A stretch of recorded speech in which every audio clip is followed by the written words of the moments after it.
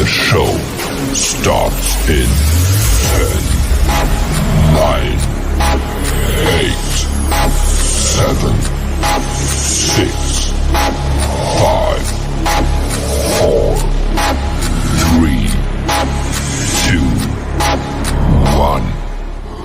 Go. Bass in your face.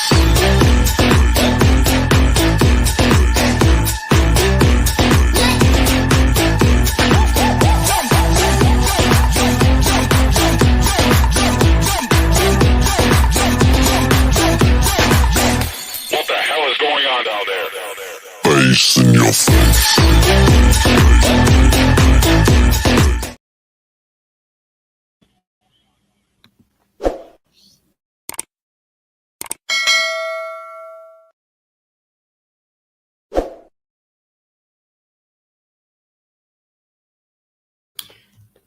Good evening, everybody. Welcome to another episode of Uncommon Sense with Jose Negron. Now, for the benefit of those of you who are not familiar with the channel or watching this channel for the first time, the reason why it's called Uncommon Sense because here on this platform, we discuss everyday issues where we try to find logical solutions. But not everyone uses logic. So for that reason, it is called Uncommon Sense.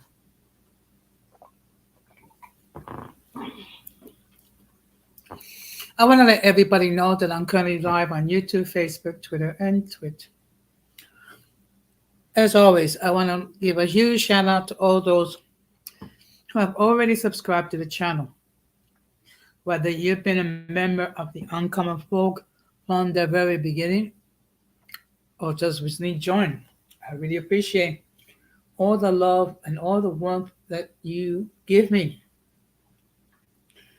I also want to give a huge shout out to all those who follow me on social media, particularly Instagram and TikTok. Your continued support really touches my heart, and I really appreciate all of you.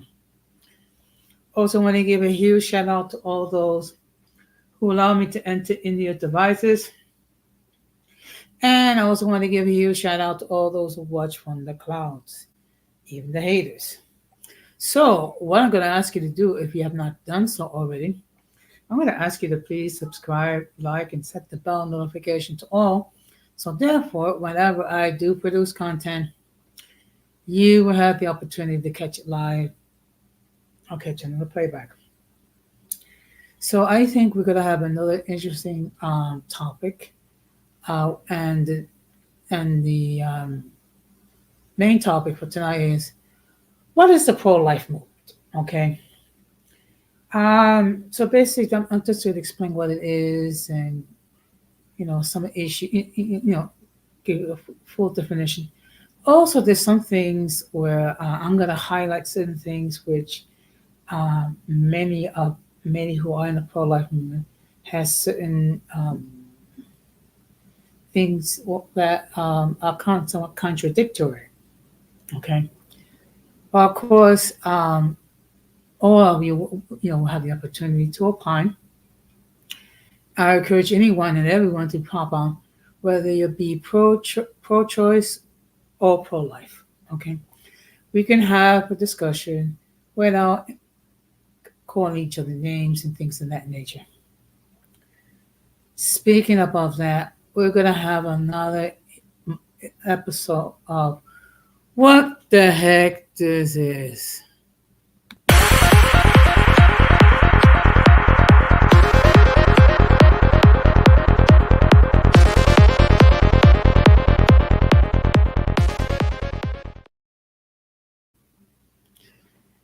Now, you're probably wondering who was the one that created another What the Heck This Is moment. It is our all mode of transportation accessory. Okay? Now, let me explain to you, for the benefit of those of you who are not familiar with accessory, it is a mode of transportation for people who are physically or otherwise disabled, who are not able to take public transportation. Okay, and basically how they function is the following: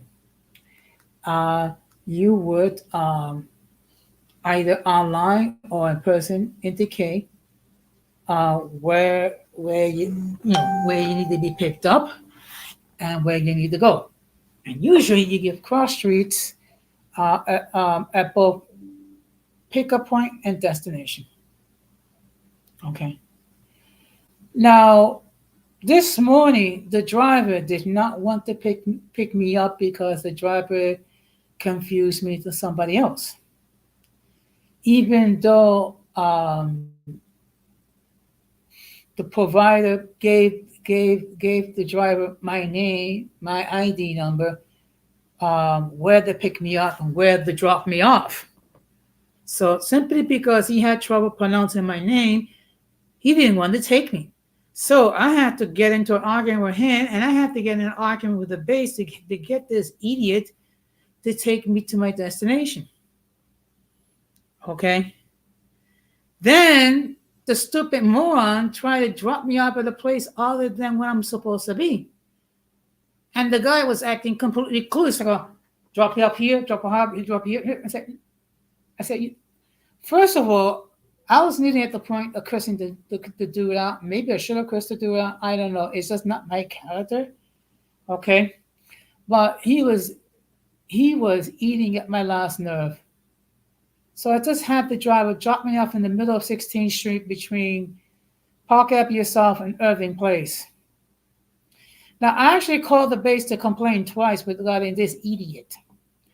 Then I called Accessory to file a complaint against him. Okay. First of all, he was given my name. He was given my ID number. He was also given the pickup and destinations. And then trying to refuse to take me simply because he couldn't properly pronounce Jose. Okay. That just shows another example of accessory at their worst. Okay. Unfortunately, due to my disability, which is a damaged left knee, I have to rely on accessory, with I euthanizing it called Stressoride. Okay. I wish things would get better with this mode of transportation. I don't anticipate that it will. So it is what it is. Now, going from the ridiculous to the bizarre, we're going to have another moment of In My Words.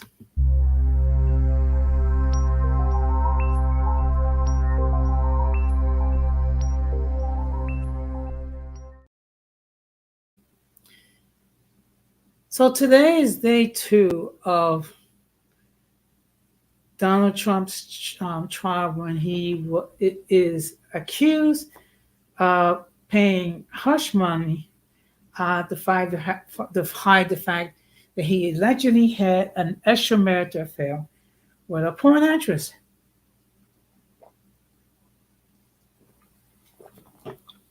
And of course, he's not dealing with the pressure very well. So what does he do? He goes into Truth Social and go into his current incoherent rants, particularly that no president should have immunity. Okay. Now, this is the crazy part,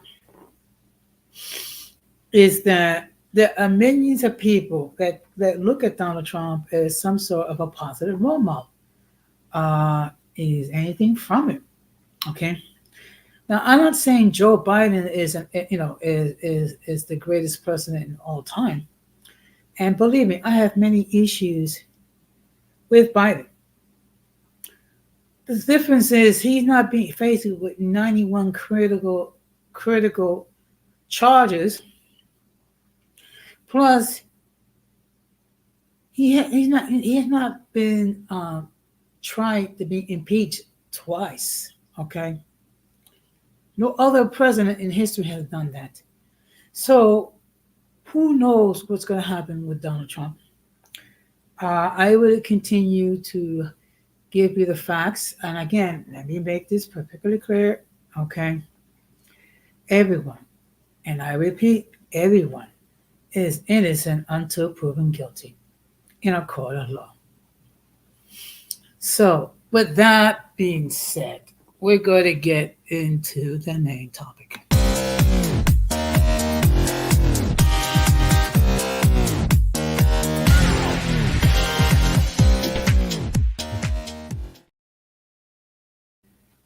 Oh, one thing I overlooked, I believe today or sometime this week is Earth Day. Just want to wish a happy Earth Day to all. My understanding, the purpose of Earth Day is to recognize and to honor the resources of Earth and treat Earth in a more humane way. But as you can see by the thumbnail, the topic for tonight, what is the pro-life movement? Now, I identify myself as pro-life, okay? Uh, and I believe that life begins at the moment of conception. After a man has intercourse with a wife, with a woman, and sperm is introduced into the vagina and it goes down whatever path it's supposed to go to, fertilizes an egg, and voila, the woman is pregnant. Now, of course, when it comes to the pro-life movement, it strikes a lot of controversy because it deals with person's belief, and also we're talking about something when it comes to reproductive rights. Okay, and also we must bear in mind that when a woman does decide to engage in sexual intercourse without the aid of some sort of a shield or a barrier, there is the possibility that she could become pregnant, and then the woman will have to make a decision whether or not to carry the child to term or to end the pregnancy via abortion. It is a very controversial issue. I understand that. It is not my place to make anyone feel guilty for being pro choice. I respect their point of view. And in all fairness, both the pro life movement and the pro choice movement have valid points. So I want to make that perfectly clear. Now, what I'm going to do is just give me a moment. Oops. So what I'm going to do is I'm going to share my screen, and so we can get the actual definition of what is pro-life. Because here we discuss the facts. Okay. So just give me a moment. Oh, while we're waiting, let me just state for the record that the link to join the panel has been pinned. Should anyone wishes to join the panel, hit that link and they can express their point of view either way, whether you be pro reproductive rights or pro choice. And the actual definition of a pro lifer is an advocate for full legal protection for embryo and fetuses, someone who is opposed to legalize induced abortion.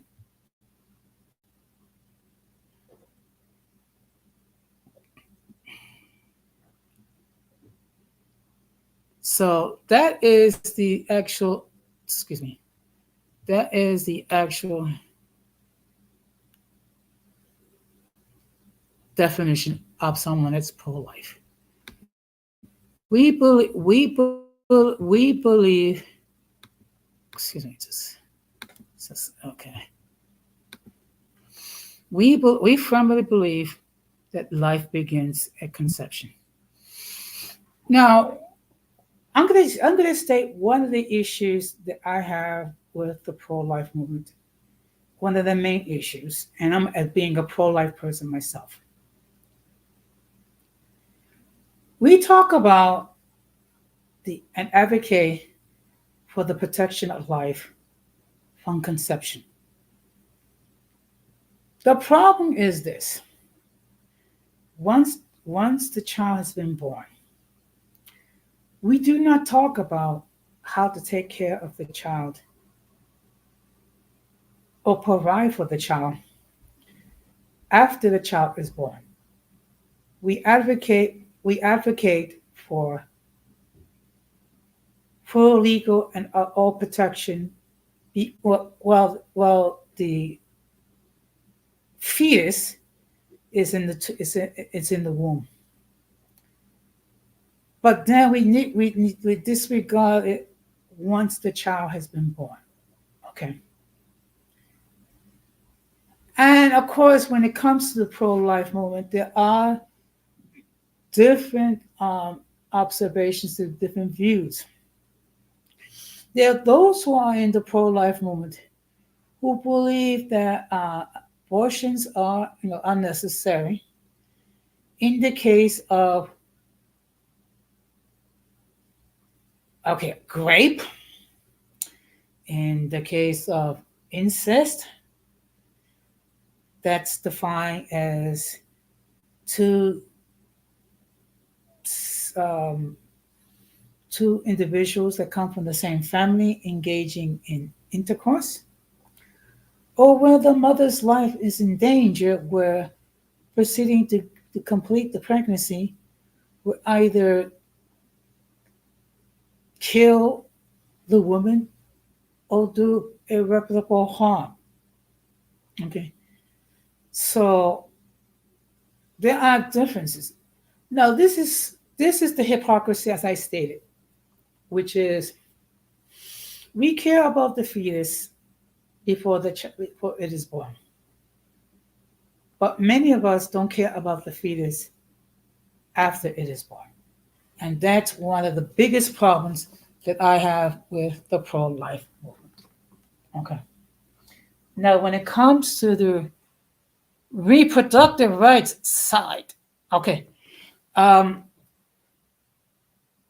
have my issues with them as well. Those who advocate for reproductive rights, what they fail to do. Hey, Gigi, good evening. Thank you very much for stopping by. And I just want to let everybody know that Gigi has her channels. So I'm going to ask, if you have not done so, please show some love and support to a dear sweet lady, and check out her channel and subscribe and check out her content. The topic for tonight is what is the pro-life movement? Okay. Now, of course, we have respectively disagree. You're welcome, Gigi. We have respectively disagree when it comes to this issue. I get it. The whole purpose is to have a mature conversation. And one of the things that I've been talking about that I find very critical when it comes to my fellow pro-life people is that we care about the fetus prior to birth, but we don't care anything about the fetus after the fact. And also we don't see many of our pro-life people rushing in to adopt any of these children being born. Okay, that is the number one issue that I have as someone that's pro-life, and my position of pro-life has evolved during the time. At one time, I don't believe in abortion under any circumstances, and I don't believe that contraceptives should be made available. In time, I come to the realization, while I might personally disagree, it is better that we make contraceptives available for men and women to limit unwanted pregnancies, to reduce the need for abortion. Okay. And I think this is an area that both pro pro reproductive rights and many pro life people should be able to agree on. Okay. It is better, it is preferably better to have means of birth control made available to both men and women so that it wouldn't reduce the number of unwanted pregnancies. Okay. Now, one of the problem is this. Okay. And again, let me make this particularly clear. I don't want to make it sound like I'm saying all women. But the fact of the matter is, there are over 30 different types of birth control that women can utilize in order to prevent unwanted pregnancies. And one of the things that we do have to understand and appreciate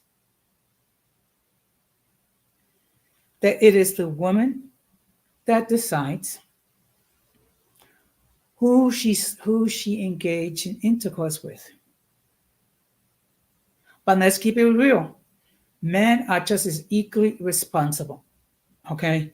So I'm not going to blame all the women, okay, and make it like they don't have any choice, and make it like, it's all their fault because it takes two people to engage in intercourse. And it takes two people for a woman to become pregnant. And that's something that we all need to bear in mind. Now, at times we have been very critical with women regarding some of the poor choices that they made. Okay. Some of them did make poor choices. We cannot dispute that. But let's make it perfectly clear. It takes a man and a woman to be so. It takes the sperm of a woman, a sperm of a man, to enter into the vagina in order for unwanted pregnancy to occur. And let's keep it all perfectly clear. Both men and women at times had made irresponsible choices. Now, ever since Roe v. Wade, that was the law of the land for 49 years, there's always been a great deal of controversy regarding that. And again, one thing and this is something that I have grown to accept, that both sides have legitimate arguments. Okay. And that's another issue that I wish my pro-life people would understand. We can disagree regarding whether or not abortions should be legalized. We can disagree regarding the procedure itself. However, we cannot dispute the fact that both those who are in favor of reproductive rights and those who are in the pro-life movement have valid points. And another thing that caused me to think things differently is due to the fact that for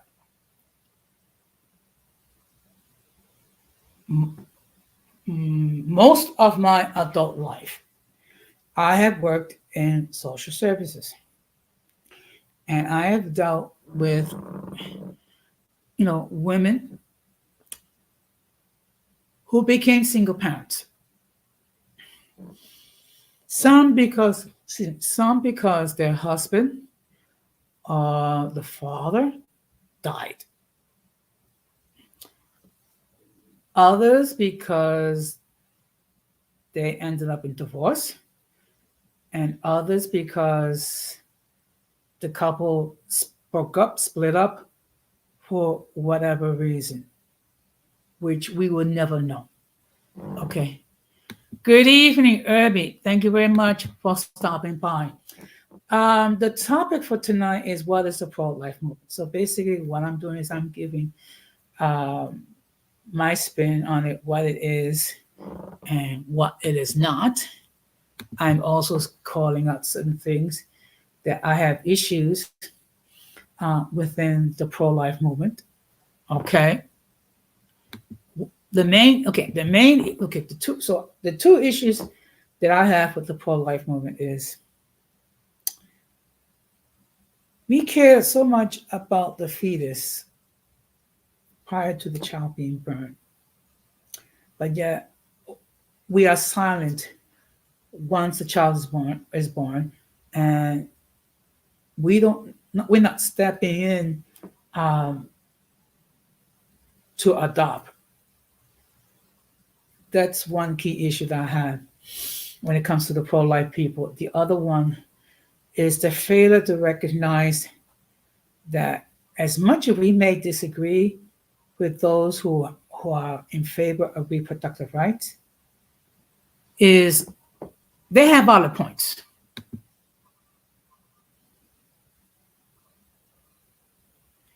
You know what? Look, the whole point, Irby, is to have a discussion. That's all. And I actually welcome people who are pro reproductive rights because we can have a mature conversation regarding that. Okay. Now, my issue with, and this is more with the politicians when it comes to reproductive rights. And this has been something that the Democrats have been a big supporter ever since Roe v. Wade became the law of the land. Now, the Democrats had 49 years to codify reproductive rights. They didn't start to do anything about it until Donald Trump actually put in 3 pro-life justices of the Supreme Court, which as a result led it to be overturned, which led it to be something to be determined by the states. Okay. The Democratic Party had 49 years to codify reproductive rights. They never did. And with all that rhetoric regarding a woman's body, women's choice, or what have you, they did not do anything to make sure that those rights that they so love and dearly care about remain in effect. So now we're in a situation where it is up to the states to make their determination when it comes to reproductive rights. So basically, if you are residing in a state like New York, California, any of the states that's in the north, in the New England area, Illinois, any of the so-called blue states where you have Democratic governors and Democratic legislators in power, reproductive rights are fairly safe. However, it's states where they have Republican governors, such as Florida, Texas, many states in the South, where there are so-called red states. You have various different states that try to limit access to reproductive rights.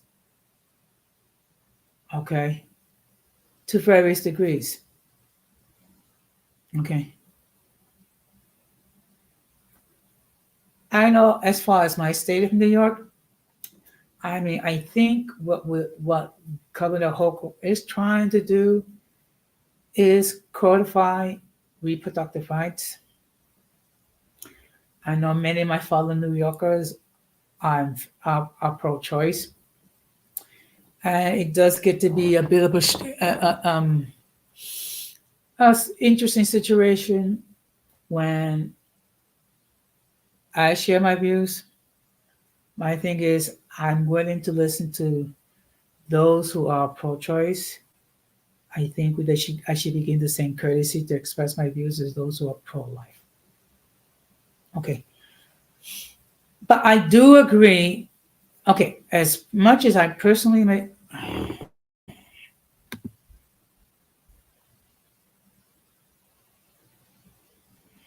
Okay, okay. I was not fully aware, but thank you for the clarification, Irby.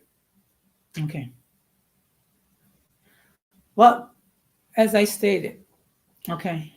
Now let me just give you an example based on what I'm able to see. Who's most likely to be part of the pro-life movement? It's basically conservatives, politically speaking, mainly Republicans, but you do have some Democrats who are pro-life. Okay, just for the sake of everyone, uh, for your information, I'm a registered Democrat, but I'm also pro-life. But it has to do with my Christian upbringing. Okay, I firmly believe life begins at conception. I firmly believe that no one can take life other than God, with the only exception where self-defense, and if you happen to be in the armed forces in armed conflict, and you have to either kill the enemy soldiers or be killed yourself. Okay. So politically speaking, it's mostly Republicans and conservative Republicans. Now, as far as religious affiliations are concerned, most of the people who are pro-life are evangelical fundamentalists and conservative Catholics. I'm a conservative Catholic, and I identify as being pro-life. Okay. Um, I do not foresee myself changing from being from like to pro-choice, but yet I can see the validity of their arguments. Okay. Now the issue. Okay. Now what those who are in favor of reproductive rights will state. Okay, is that no person should tell a woman what to do with her body. Okay, when it comes to whether or not uh, to carry the pregnancy to term or to terminate. They will also state, and it's true, it is a medical decision. Okay, there is a medical decision of which women make the determination. Um, After consulting with a physician and whoever they wish to consult with. Okay. There's also the situation where women can have are the victims of rape, and that also there is the issue where should the pregnancy go to full term, um, there is a question whether or not the child is going to have a decent life or whatever. Okay. Now, I would welcome, particularly welcome the women to hop on the panel to express their point of view. We can discuss this like adults. We're going to disagree, but we can engage respectfully, and that's the whole point, is to have engage respectfully. Okay, not to get into shame or what have you, because it's something that it is the woman that has to bear the responsibility. Okay, and that's something that we all have to understand. Okay, men are not given the the, the, the task of having a fetus grow inside of them for 9 months and to deal with all the stuff that a woman deals with. I would never know what it is to have morning sicknesses. I will never not know what it is to have cravings. I will never know what it is to have cramps. I will never know what it is for a woman to experience all the stuff that women have to experience. And it's a lot. Okay. And we cannot trivialize this. Okay. All we can do is just try to be knowledgeable when it comes to all the changes that women go through whenever they're going through a pregnancy. Okay. And for better or for worse, I mean, men are not physically created to carry a child to birth. So obviously, we're not going to understand what it is that women go through. Obviously not. Okay. But we can do when it comes to our wives, when it comes to our girlfriends, when it comes to our significant others, when it comes to our sisters, daughters, nieces, what we can do is try to be supported if a woman decides to carry the child to term. Okay. So what I'm going to do is I'm going to share another something else. Just give me a moment.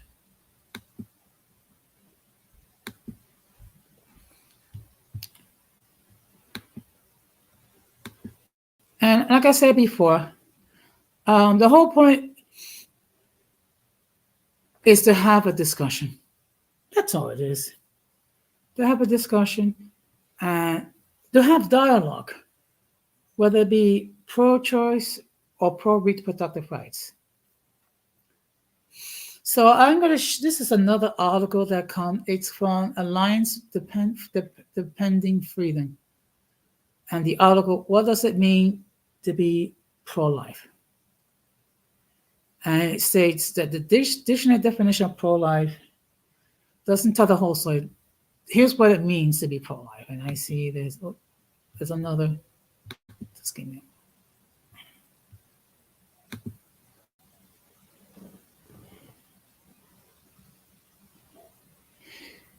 Yeah, true. And basically, okay, I would say those are the women who are conservative for the most part. Okay. Okay.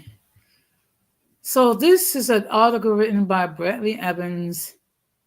It was published May the 12th of 2022. Just give me a moment. And there's the image About the child appears to be sleeping, and looks like it could be a child's mother or somebody caressing the child.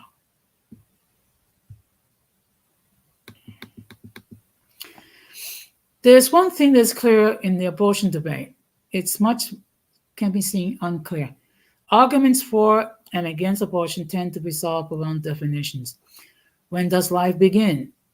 What is a person? What does life really mean?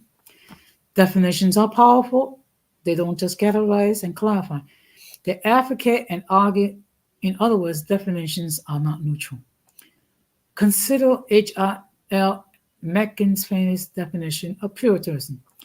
The haunting fear that someone somewhere may be happy, which only reinforce inaccurate conceptions of what Puritans believe, or the popular maxim of a feminist activist, Mary Shear, that feminism is the radical notion that women are people. It's a powerful line who could deny that women are people. So here we're going to get to what's the term pro-life, how it comes from. Even before the U.S. Supreme Court decided Roe v. Wade in 1973, finding a supposed right to abortion in the Constitution, advocates were using life language in the abortion debate. In 1967, a group of doctors, lawyers, and even others banded together and encouraged California Governor Ronald Reagan not to sign a pro-abortion bill. The advocates called themselves the Right to Life League. 2 years after Roe was decided, the United States Conference of Catholic Bishops financed a document called the Pastoral Plan for Pro-Life Activities, affirming the dignity of all human life and setting an agenda for education, pastoral care, public policy, and prayer. The use of the term pro-life continued to grow during the 1970s as advocacy on behalf of the unborn became a major political force. Before Roe v. Wade, voices that shaped the abortion debate before the Supreme Court ruling. Linda Greenhouse and Reba Siegel of Yale Law School wrote, when conservatives of the New Right began to assemble a pan-Christian coalition against Roe in the late 1970s, the crusade against Roe will proceed under the banner of pro-life and pro-family. Okay. Let me just make sure no one is okay. People who support abortion on demand are described in the media as pro-choice. It's a convenient term. The word choice has a few negative connotations, and identifying for being something engenders much more sympathy than being against something. But pro-choice is simply not an accurate term for supporters. Okay. All right, well, you can always catch it on the playback. The answer is, of course, it's a woman's choice to abort her unborn child. Planned Parenthood, perhaps the foremost pro-choice organization.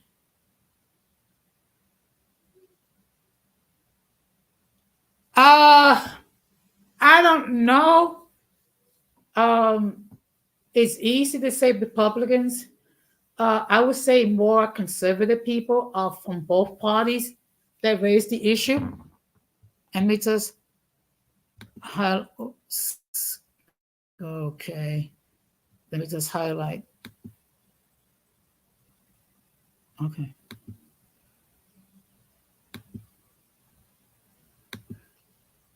Okay. I really don't know who made the issue.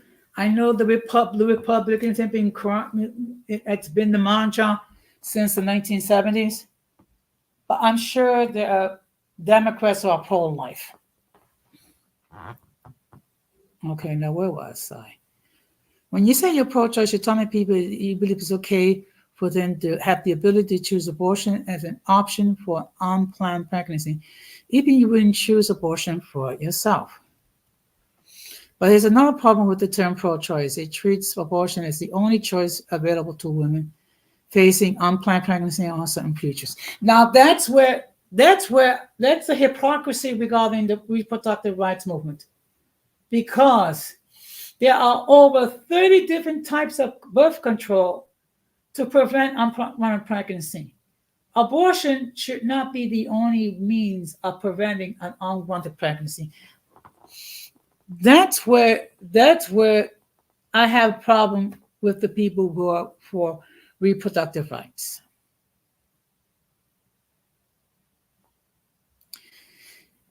People who call themselves pro-life support choices too. Preventing an adoption or choice is not just accepted, but championed by pro-life advocates. Pro-life organizations such as Heartbeat International have affiliates that are licensed adopting agencies. Others, like the Radical Radiance Foundation, promote adoption through education and awareness campaigns. And many more, including the March of Life, celebrate National Adoption Awareness Month in November. And what about the pro-choice organization? In 2019, Planned Parenthood, America's largest abortion provider, performed 133 abortions for every one adoption referral. Does that sound like an organization dedicated to choice? Exactly. That's another issue what I have with the reproductive rights people. Yes, abortion is an option, but they tend to neglect the other options. Ironically, it's pro-lifers who are truly pro-choice. Exactly. No, actually, according to that, it's 133 for every adoption referral that they made. Let that sink in. Does pro-life just mean pro-birth? A common complaint of pro-abortion activists that pro-life neither pro-life pity pro-birthers. In other words, their interest in protecting life extend to life only in the womb. But this argument is a straw man. According to the Charlotte Lezier Institute, 2,700 pro-life pregnancy centers in the U.S. served nearly 2 million people in 2019. And the National Institute of Family and Life Advocates, a network of pro-life pregnancy centers that empower women to choose life for their unborn children. The network includes over 1,600 centers, including 1,200 licensed medical clinics. And those organizations don't preserve the lives of unborn children. They provide mothers with diapers and baby outfits and offer parenting classes and prenatal education programs. In 2019, the estimated value of those services were nearly $270 million. Now, here's another argument that pro-choice people love to make at us pro-lifers, that we are anti-women. Okay? That couldn't be farther from the truth. Let me just make sure. Yeah. Actually, it's like I say, it's 133 abortions compared for every one adoption referral. Another false argument employed against pro-life advocates is that pro-lifers are really anti-women. In 2020, the March of Life, the annual gathering of hundreds of thousands of pro-life advocates in Washington, D.C., chose as its theme, Life Empowers Pro-Life is Pro-Women. The march is held each year to mark Royal's anniversary, but in 2020, it was commemorating another historic landmark, the 100th anniversary of the passage of the 19th Amendment, which guaranteed women the right to vote. Language that characterizes pro-advocacy is anti-woman when it comes to a remarkable assumption that women cannot be mothers and may have been successful. That, of course, the conception, not only false, is also ironically anti-women. Okay.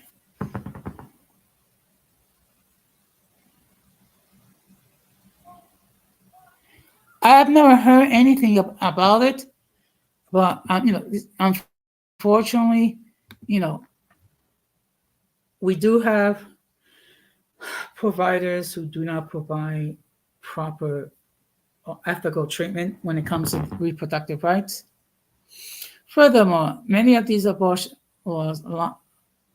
abortion laws, Alliance Defender Freedom has defended and including provisions designed to protect women and empower women. Consider Planned Parenthood of Montana versus the state of Montana. In that case, Planned Parenthood sued after the Montana state legislature adjusted state long-standing health and safety protections designed to help protect women and unborn children. Specifically, the legislature aimed to ensure women would not be prescribed dangerous chemical abortion drugs without physically examined by a doctor. Additionally, expectant mothers will be offered opportunity to see or hear an ultrasound of their child in the womb. Pregnant women deserve health and safety, and they don't forfeit their protection when they consider having an abortion. But it's not Planned Parenthood standing up for them. It's pro-lifers. Let that sink in, folks. Let that sink in. But yet, we're anti-women. Make that make sense, folks. Make that make sense. And here's another thing. Pro-life for all of life. It's not just the unborn children whose lives will die in need of protection. Certainly, our culture often devalues the lives of the elderly and infirm as well. In recent years, advocates for physical assisted suicide have sought to expand access to the practice throughout the country. In the abortion debate, activists are using puzzling-sounding language to make sure that their cause sounds noble. Physician-assisted suicide becomes death with dignity. However, the practice targets vulnerable and the sick and harm those who need competent, compassionate medical care and community services. ADF is committed to fostering a culture of life where dignity of hope human beings is defended. The most vulnerable among us, the elderly, the terminally ill, and disabled, and the depressed, are worthy of life and equal protection under the law. And I'm going to park it here.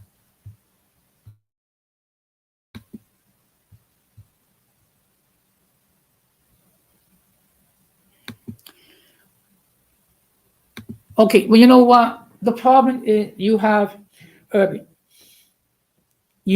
certain advocates of reproductive rights who call those who are pro-life anti-women. No. But we do believe that women should be given all the options. Okay? All the options. And as you can see here, they do provide help women and their children after the child has been born. So, and again, the whole point of this is to have a discussion. Okay. I'm not here to try to convince anyone who is pro-choice to become pro-life, but I would welcome their input and express their point of view. Okay, and we can learn through a respectable dialogue. We can learn through disagreements, and that's the thing, and that's the beauty part of this platform, which is we can have discussion, we can disagree, and we can have dialogue. And there are times where we're able to reach common ground. And that's not a bad thing at all. Okay. But I think those of us who are pro-life and pro-reproductive rights can agree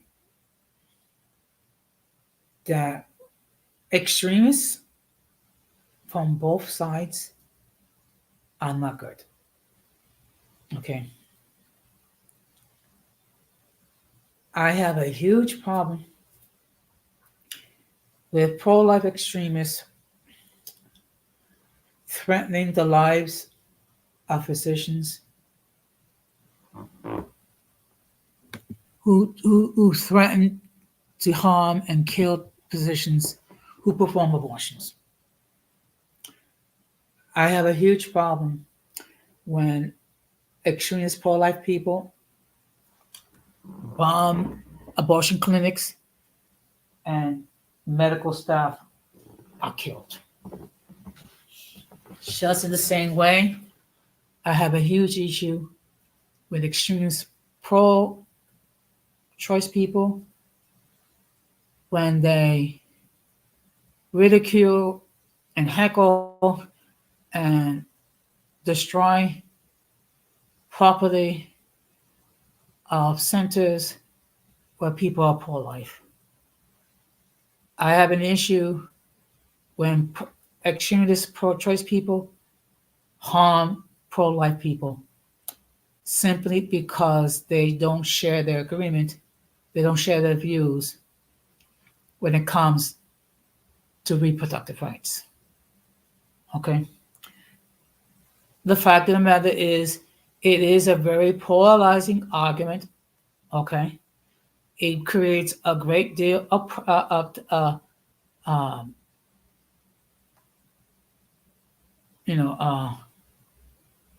zeal, and sometimes that zeal can go overboard. Okay. It also creates a great deal of passion regarding both sides. Okay.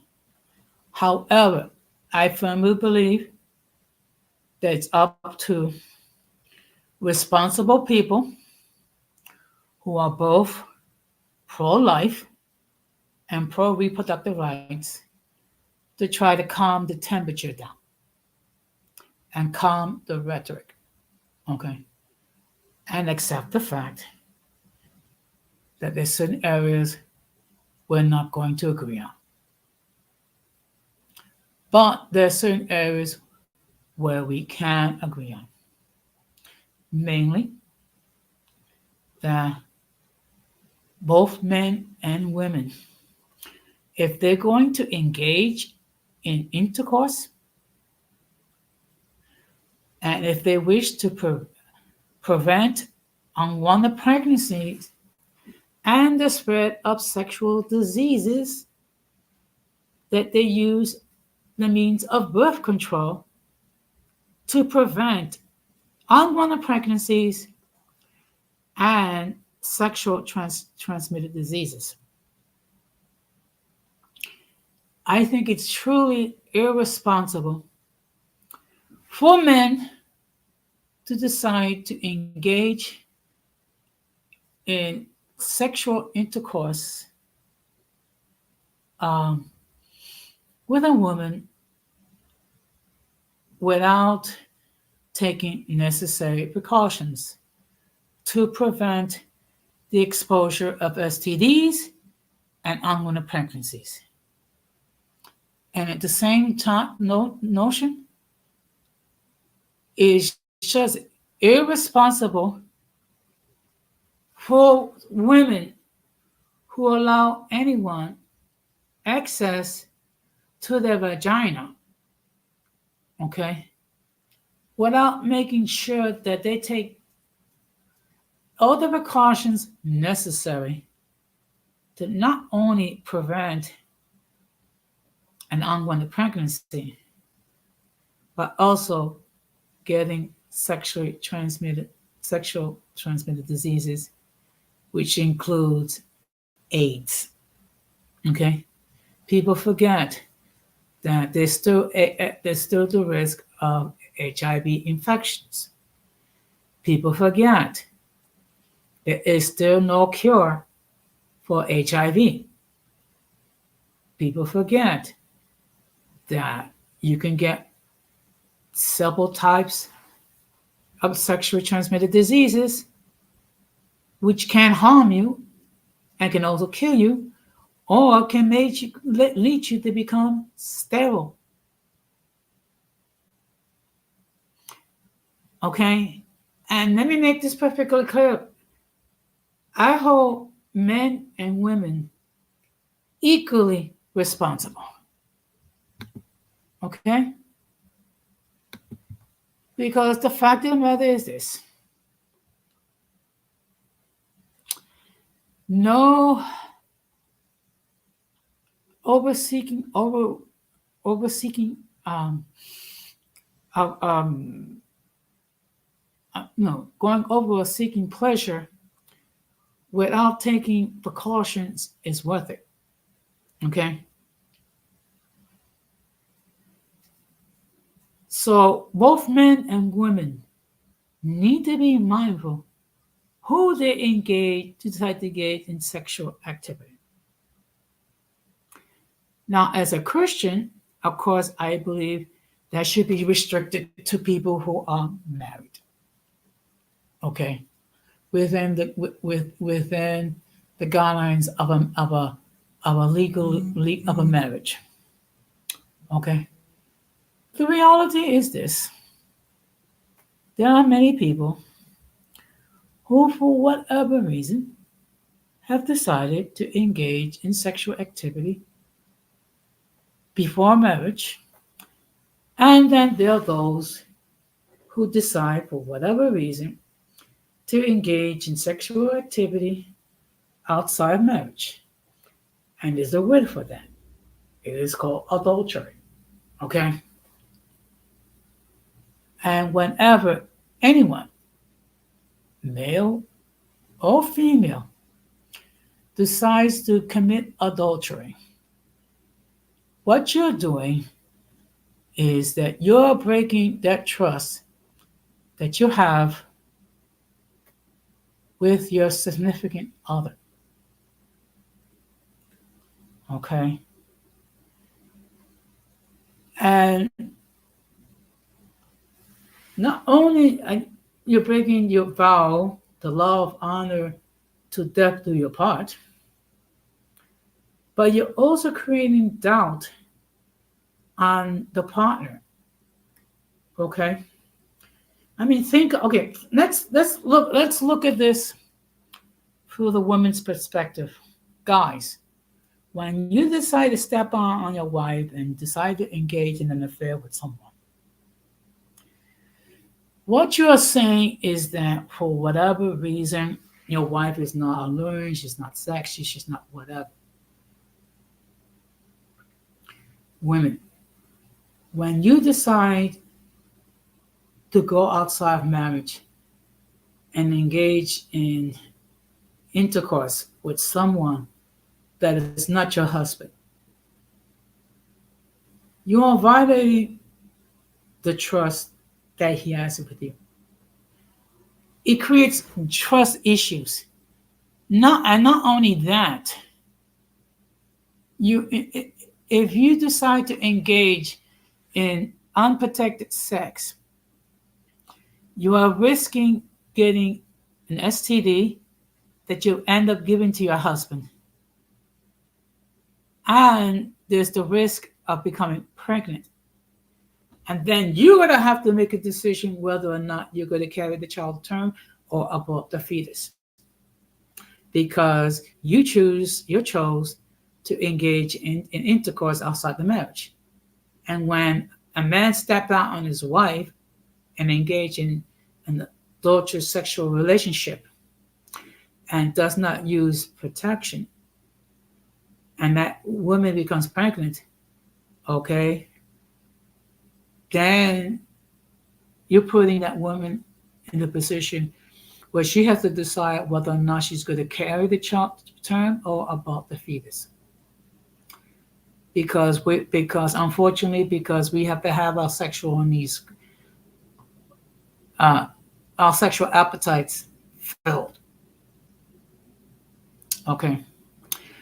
And the fact of the matter is, and I've said this before, and I'll say it again, there are certain people that are not capable of remaining monogamous. And to those people, I will say the following. Don't get into a exclusive relationship with somebody, or let that person know that you're going to seek intercourse outside and see if that person's okay with that. Some people are okay with that, others are not. I know this is kind of like a deviation of the topic, but this is just something to think about. Okay, because unfortunately, uh, one of the reasons why um, women do consider opting to abort, part of it is because grape, part of it is because of incest, part of it is that the woman can die if the child if she brings the child to term. But in other cases, it's because of the poor decisions that both men and women made when they decide to engage in intercourse without taking into account what could be the consequences. And look, 15 minutes of sexual pleasure is not worth you becoming a parent when you was not ready. It is not worth becoming putting this up when you have to provide nurturing for a child simply because you engage in reckless sexual activity, both male and female. Okay, that is the reality. That is the reality. But look, I have been talking for over an hour. So I would encourage anyone who is listening, watching the stream right now, to hit the link and express your point of view, whether you be pro life or pro reproductive rights. Again, let me make this perfectly clear. If I never heard about you, I will insist that you come up in the backstage before I let you on the panel to make sure that you don't flash anything inappropriate, which will lead the good people of YouTube to take down the stream. Sorry, but I'm sorry. But I have to do what I can to make sure that this platform remains at least G rated or it was PG rated. Okay. And also, yeah, the YouTube police. And also,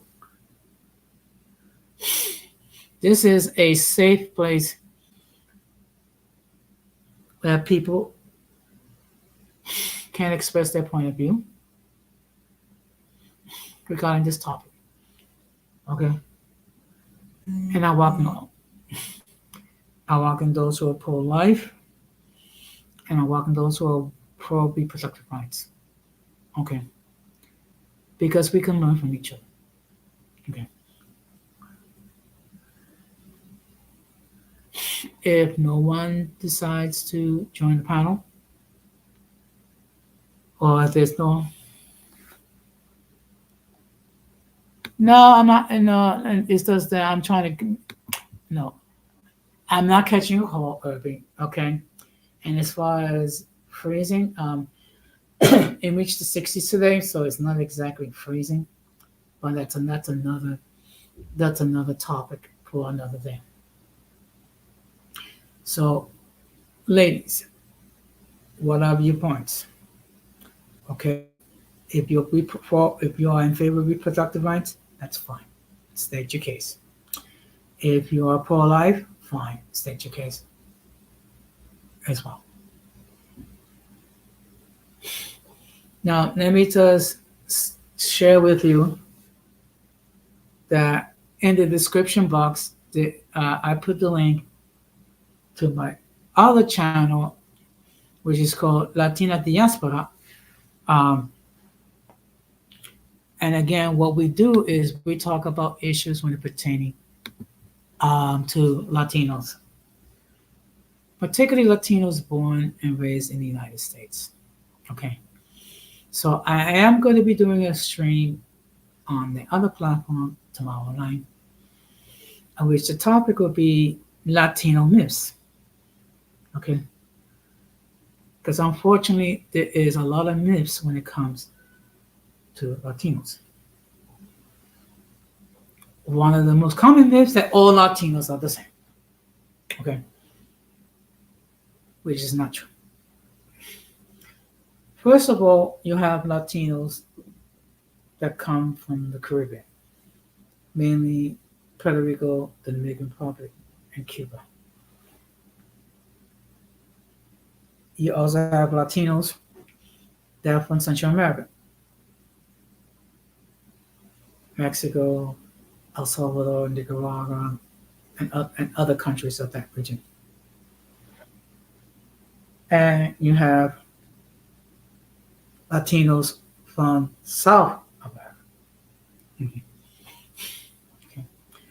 And each region has its own history.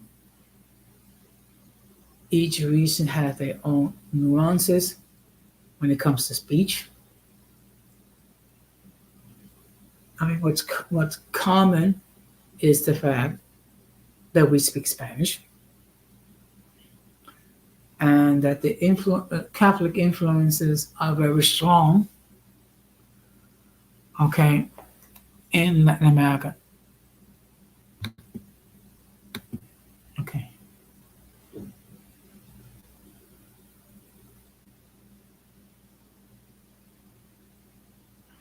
Look, the fact that, look, and in fact, even though we all speak the same language, which is Spanish, we have different terms, we have different things, okay? I'm going to give you a perfect example, okay? Like, for example, there's one word that we use in Spanish, which is coger, and that's spelled Coger. That's the word coger is to grab. Okay. If you say that to a Puerto Rican or Cuban or Dominican, they will understand that you mean to grab. If you say that to a Mexican, okay, that means a word that starts with an F, ends with a K, and it rhymes with luck. And I'm not going to say it here, but you can see what's the difference. So that's one difference. Also, another difference is, like, for example, in Central America,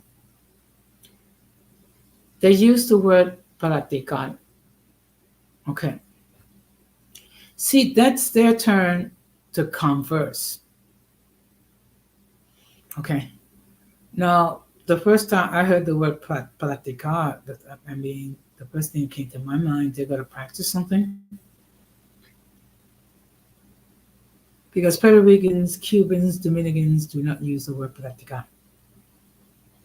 They use hablar, they use conversar, but not platicar.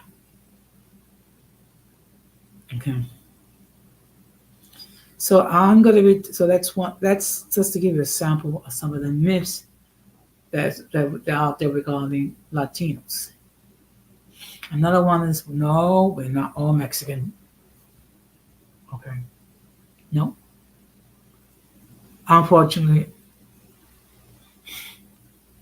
we have some ignorant people here in the United States who think all of us are Mexican, who think all of us are undocumented. No. Okay. But that's neither here nor there. So I will be talking about that tonight. Tomorrow night at 8:15 p.m. Okay, Eastern Standard Time. So of course I will send the link regarding. Actually, I'll send the thumbnail to the people that I usually communicate with on Instagram. Okay. So, with that being said, looks like no one is going to join me in the panel, and there's no further comments, so I'm going to stop to wrap it up.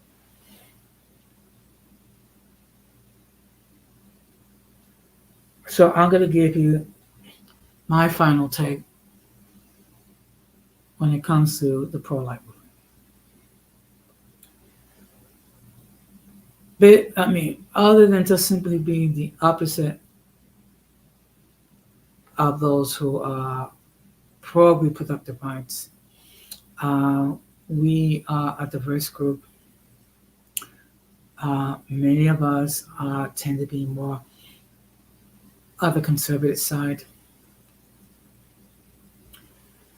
Many of us tend to be either evangelical Christians, fundamental Christians, or conservative Catholics, or even conservative Jews. Okay. Um, we value all life from conception to old age. And we're not anti woman.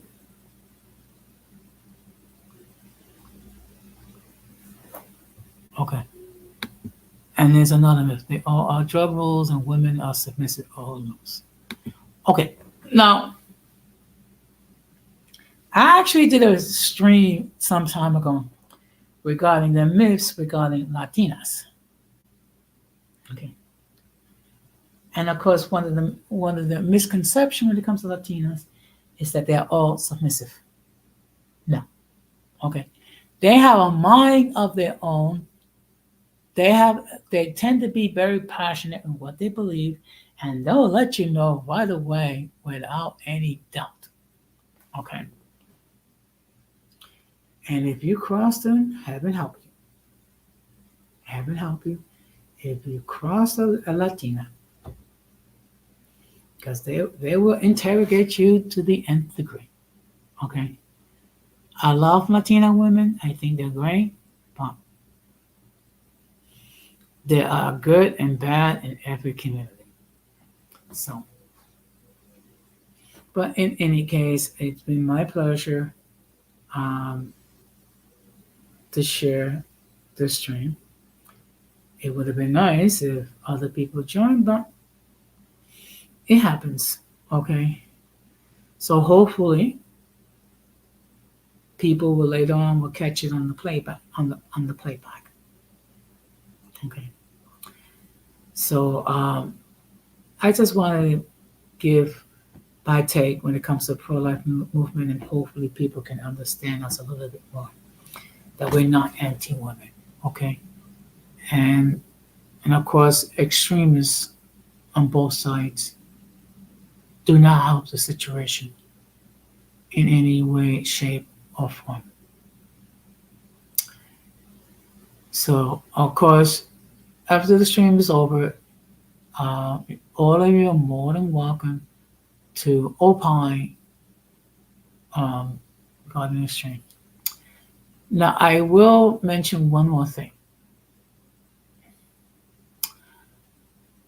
When it comes to the soft guy era, I think this is going to be the topic that's going to go on into the summer months. I know Xtina did a video regarding that, and to be perfectly honest, I am amazed how some women have become so triggered over satirical remarks. Okay. And the fact that some of these Hmong women are actually getting a taste of their own medicine that they've been shoving down our throats forever. So I find it hilarious that some of these women are getting triggered. But hey ho, that's they, not me. In any case, I thank you all for watching this either live or on the playback. And of course, I'm going to end it the same way that I always end it. We must do everything possible to reduce our exposure to the mentally and intellectually challenged. Because if we fail to do so, we will be infected by their stupidity and massive insanity. This has been another episode of Uncommon Sense with Jose Negron, saying good night, take care, peace, and be the best version of yourself. Take care, folks. Bye.